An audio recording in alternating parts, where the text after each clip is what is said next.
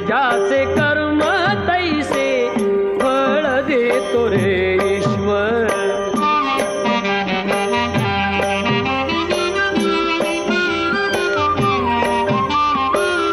ज्ञानी असो की अज्ञानी